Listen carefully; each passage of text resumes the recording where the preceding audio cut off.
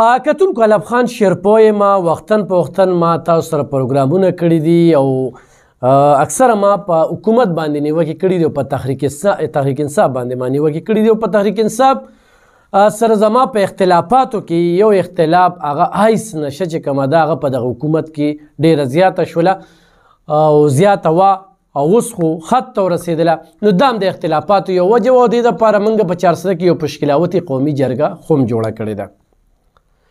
ما دا خبرې بار بار کړي دي چې په دې حکومت کې د ډرګ اسپتالونه دا ډېر زیات شو چې یو سړی کاروبار روانوي نو هغه ویل که د ډرګ اسپتال کولو که بس نشیان خوس هم ډېر دي راځي 50,000 40,000 شپېته د یو مریض چې کوم دی نو ریټ لګېدلی دی او اکثر یې پکې بیا ګیر کړي نو په کلونو کلونو پکې هغه نشی پروت وي نو هغه ورپسې بیا ښه سودایي شي. خو دا مې درته نو ویلې چې په دغه ډرګ اسپتالونو کې ډرګ خرڅېږي نو دا درته په دې ننني پروګرام کې وایم او دا مې هم درته نو ویلې چې یاره دا ډرګ اسپتالونه زیاتره چې کوم دی نو دا د پی ټي آی والا کسانو ویستلي دي. او په نن ورځ زه د مردان اکسایز ته سلام پیش کوم خراج تحسین ورته پیش کوم چونکې دا د هغوی ډیوټي ده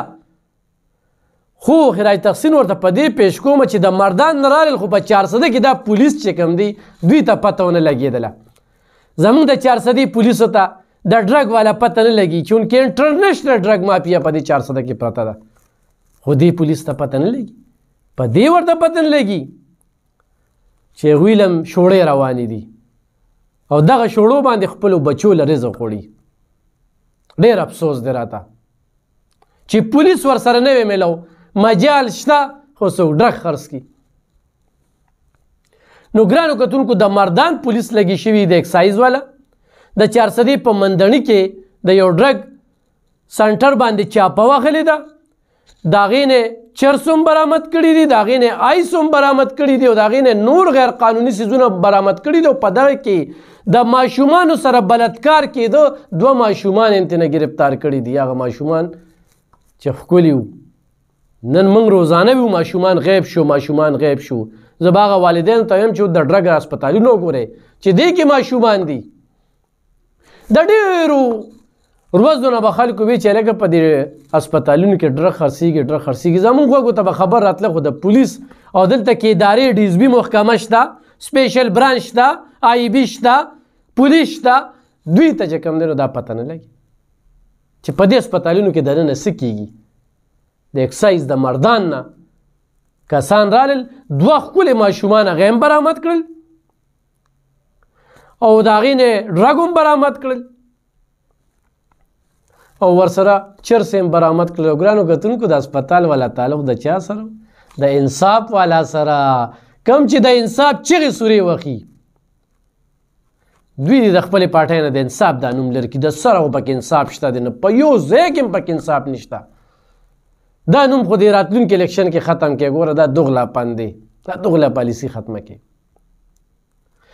او دې پی ټي آی والا هم قسم خوړلی دی چې الف خان دې لګیا وي هېڅ هم نشي کولی قام موږ پسې بیا هم ولاړ دی او الیکشن بیا هم ګټو او دا حقیقت هم دی ښه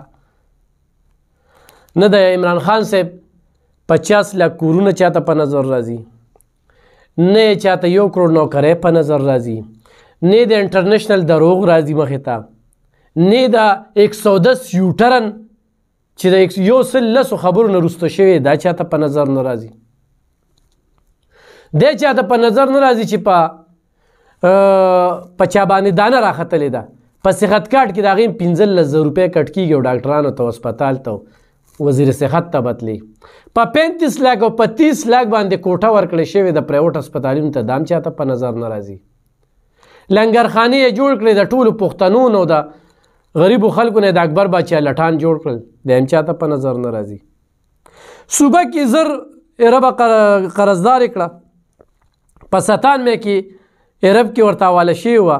991 مې ته ورسوله دا هم چاته په نظر نه راځي. ترقیاتي کارونه د سره ونه شو دا هم چاته په نظر راځي. د ګرانۍ بنیاد یې کېښود دا هم چاته په نظر نه راځي. IMF ته به نه ځمه خودکشي به وکړم کچکول به ماتوم دا هم چاته په نظر نه راځي. ترهګرو ته بتې ورکول قلنګونه ورکول دیم چاته په نظر نه راځي بیا هم خلک ووټ ورکوي نو خبره حقیقت ته نو خالد خان ځان له ډېر هم لګي نو دا خبرې په چا اثر نه کوي خو دیم چاته په نظر نه راځي چې ډرګ مافیا په دې 10 کاله کې په دې پښتونخوا کې څومره زیاته شوه تاریخ راوالی دونه ډرګ مافیا او د آیس چې کوم دی هغه نو زیات شوي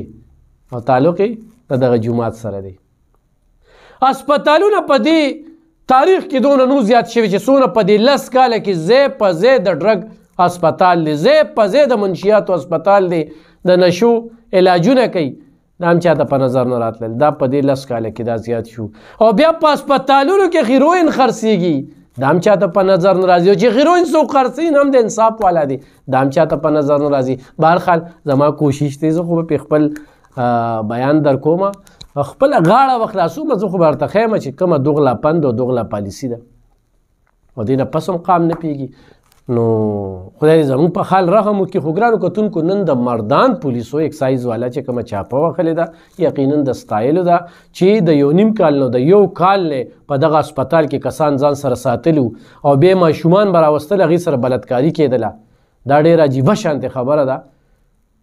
هو قانون غوښته دی نګرانو کتونکو تاسو بل ورځ کتلي وي چې دلته کې هغه 2 نمبر د ګولۍ جوړېدې نه شیشتې نه